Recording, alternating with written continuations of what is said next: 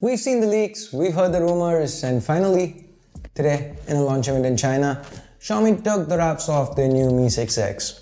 Now, the predecessor of the Mi 6X, the Mi 5X, was sold as the Mi A1 in India.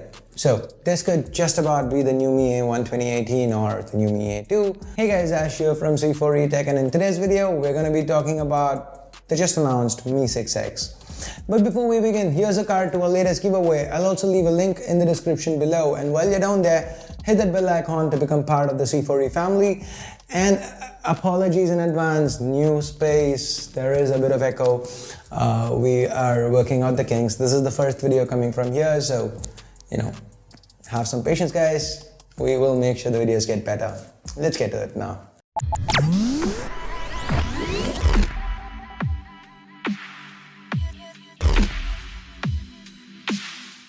Let's first start with the design. Xiaomi's gone with an all-metal design for the Mi 6X. The top and bottom antenna lines are well hidden and don't stick out. Like we've seen with the Redmi Note 5 Pro, the Mi 6X also sports a dual vertical rear camera setup, a centrally placed fingerprint scanner, and Mi branding at the bottom. Turning to the front, we've got a 5.99-inch 18:9 Full HD Plus panel, no notch here. That said, this is a big improvement from the previous generation Mi A1.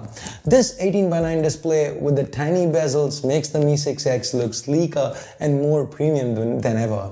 Internally, we've got a Snapdragon 660 running the show. Now, this has 8 Cryo 260 cores. The Adreno 512 GPU handles the graphic duties. We have seen this chip before in the Nokia 7 Plus, the Oppo R11, and even Xiaomi's own Mi Note 3. And it's an excellent performer. It offers almost flagship level performance on a 6 series chipset, and Sundar can't wait to run some speed tests with this guy. Now, Xiaomi is offering 3 RAM storage variants, 464, 664 and 6128. Powering all this, we have a 3010 mAh battery. Now, with the Mi A1, the battery capacity is something we wished was higher, not because the battery performance was bad, but more because it had the same chip as the Redmi Note 4, and we kind of had gotten used to better battery life with the Redmi Note 4. Sadly though, Xiaomi's gone down with the battery capacity, 3010 mAh now. Where Xiaomi have listened to the end consumer is with regards to USB Type-C charging port here, and it supports Quick Charge 3.0. That means 50% battery life in just 30 minutes. The lack of fast charging on the Mi A1 was one of its biggest cons, something we hated, and it looks like, at least here, Xiaomi's listened to feedback. That said, I personally would have preferred to see a slightly thicker phone with at least a 3500 mAh battery, if not 4000 mAh, like with the Note series. Anyway, what do you guys think? Let us know in the comments below. With regards to cameras, we've got a 12 plus 20 megapixel dual camera setup this time around, with the primary 12 megapixel camera featuring the Sony IMX486 sensor with 1.25 micron sized pixels, f1.75 aperture. Secondary camera is a 20 megapixel sensor IMX376, 2 micron size pixels, f1.75 aperture. Now, if these numbers kind of seem familiar to you, it's because the optics seem to be really similar to what Xiaomi has on their Black Shark phone, the gaming phone that they just launched. Now, on the selfie front, we've got a similar 20 megapixel camera, also a dedicated selfie flash. As far as software goes, we have the regular beauty mode along with portrait mode and a pro mode. Xiaomi has also jumped on the AI bandwagon, as we've seen with other phones they've launched. There is a scene recognition feature with their AI-powered camera experience on the Mi 6X. Do you guys think we should import this and test the cameras out ourselves? Here's a poll. Let us know what you want to see. As far as the rest of the software goes, it's MIUI 9.5 built on top of Android 8 Oreo.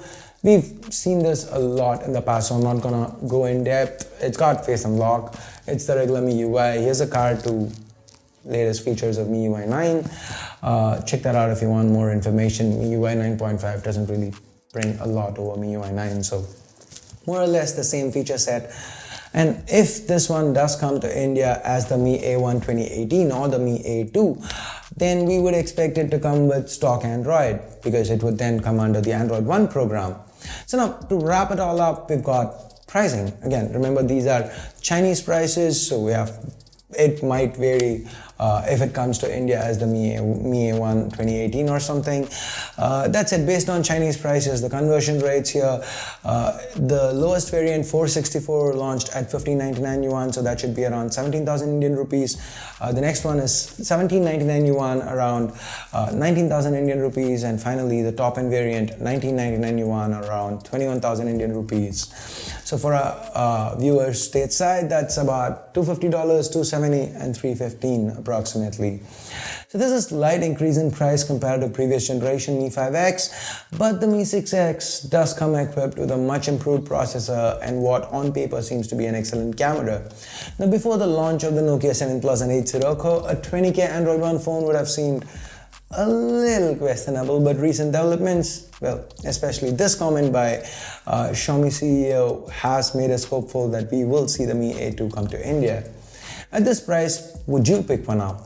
Let us know in the comments below. Also, do you think Xiaomi and Android One are a good pair, or do you prefer MIUI over stock Android? Here's another poll.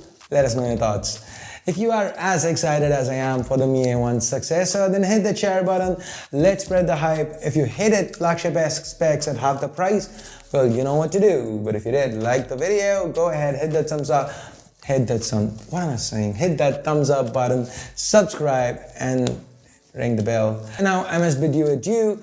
Till next time, my name's Ash. You've been watching C4 Retech, and you guys have a great day. Bye-bye.